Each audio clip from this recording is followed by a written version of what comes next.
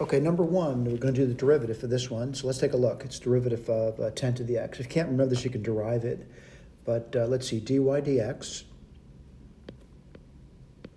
equals, let's see, 10 to the x times the natural log of 10, all right? Now, do I see that answer being listed? I do, so that's answer B. Let's go to number two. Number two is an exponential function. So dy dx, I'm saying these are functions of y, by the way. What's that going to be? Let's say e to the x times cosine x.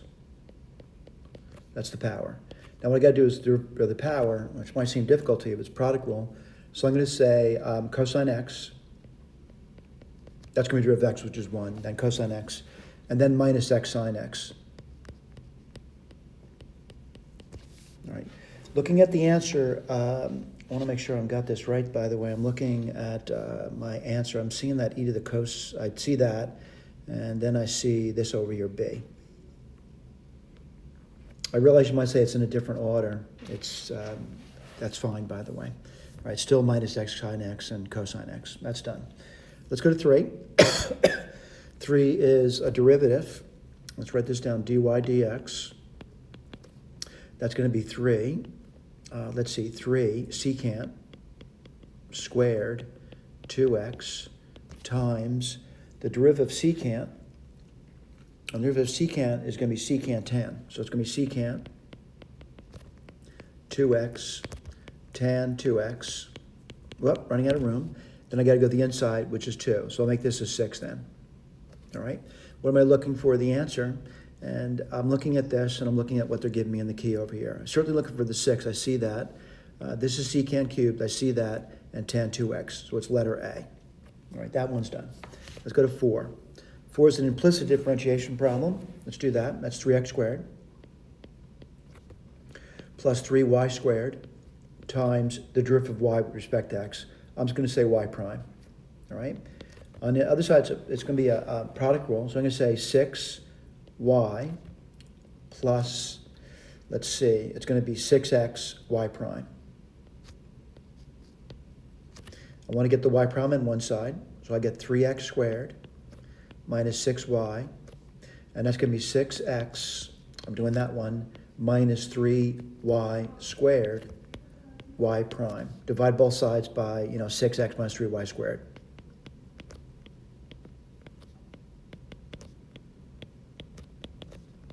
Again, one advantage with multiple choice exam is no one's looking at your work, they're looking at your choices over here. So I'm kind of looking at it, and I don't see it immediately. So what I do is I'm going to factor the top and factor the bottom, or simply just divide through by 3. And if you divide by 3, you would get x squared minus 2y. I'm dividing by 3, top and bottom. That's 2x minus y squared. Now, do I see that? I do. I see it right over here, which is letter C. All right, let's go to D. And D is probably the toughest one I got so far. So let me write down a long fraction bar. It's going to be the quotient rule. I'm going to square the bottom.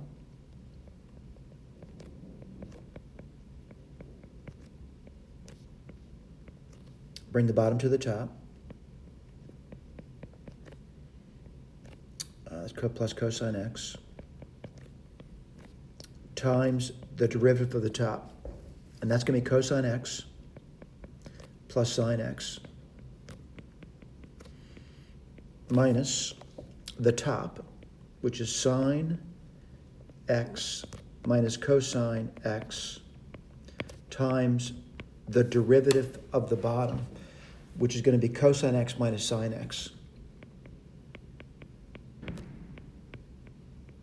Now, I certainly don't see that answer being listed. So then the question is what do you do? Well, I guess I got to do some expansions over here. I notice that this is a perfect square over here. And, if you think about this one over here, it's also a perfect square. It's really the same thing, but I'd have to factor the minus 1 out. So I'll put a plus over here, and I can say this is minus plus over there. All right? So I'm seeing something that doesn't look too bad, by the way. So I'm just going to do the top. I'm not going to write the bottom down again. So it's going to be sine squared plus, this is a perfect square, by the way, cosine squared. And then it's going to be plus 2 cosine x sine x. Let me do the next one. It's going to be plus. I'm still seeing the sine squared plus cosine squared.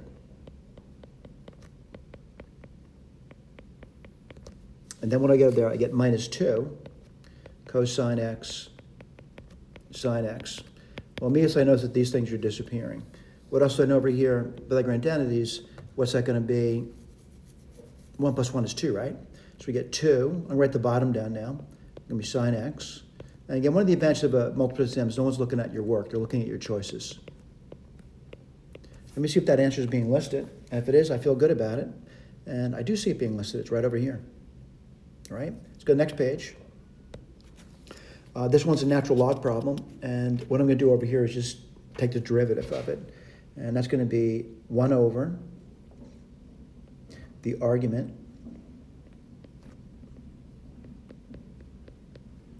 times the derivative of that inside, which is going to be 1 plus, well, the derivative of that thing is going to be, 1 over twice that radical, the chain rule 2x.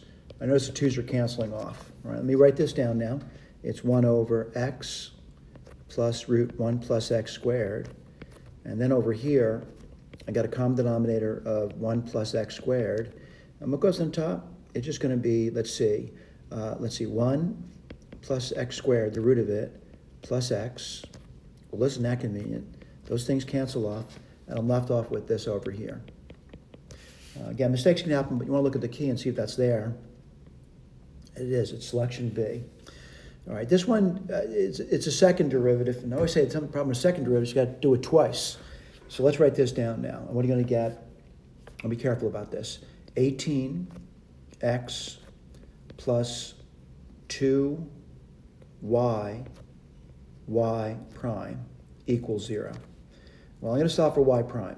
Y prime is going to be equal to, I'll be careful here, equals, let's see, minus 18x over 2y. What do you get there? Minus 9x over y. All right, not so bad. What am I going to do now? See if I did any mistakes over here. I think I did okay. So I'm going to put down y double prime now.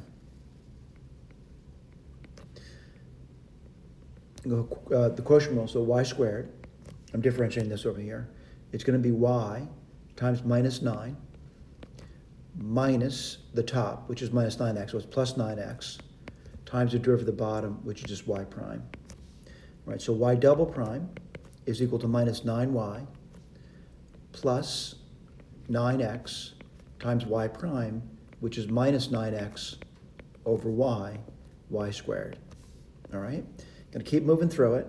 Y double prime equals, let's take a look at this. I'm going to multiply top and bottom by y. And what do you get there? Minus 9y squared minus, let's see, 81 x squared over y cubed. All right? I'm going to look back up here, and I want to see if I see it. And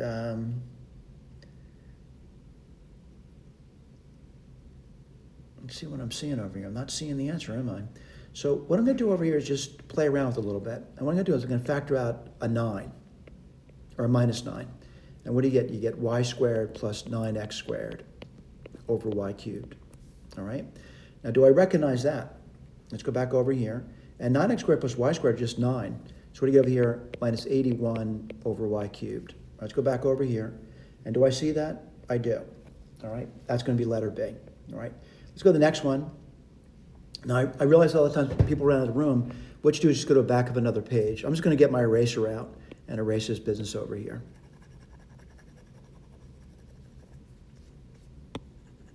But again, if I were doing the exam, I wouldn't erase that. I'd just go to the back of the page. Erasing is kind of hard on a piece of paper. But let's write this one down.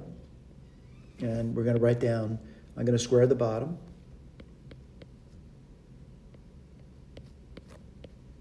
Bring the bottom to the top. The derivative of the top is going to be, let's see, 2 e to the 2x. Minus the top times the derivative of the bottom, which is going to be minus, so I'll put the plus over here, 2 e to the 2x. All right, that answer's certainly not being listed. What I'm gonna do is I'm gonna factor it. What do I factor out? 2 e to the 2x. I would have 1 minus e to the x. Come on in. Hey, what can I do for you? Let me just put a pause in this one. Give me 1 second.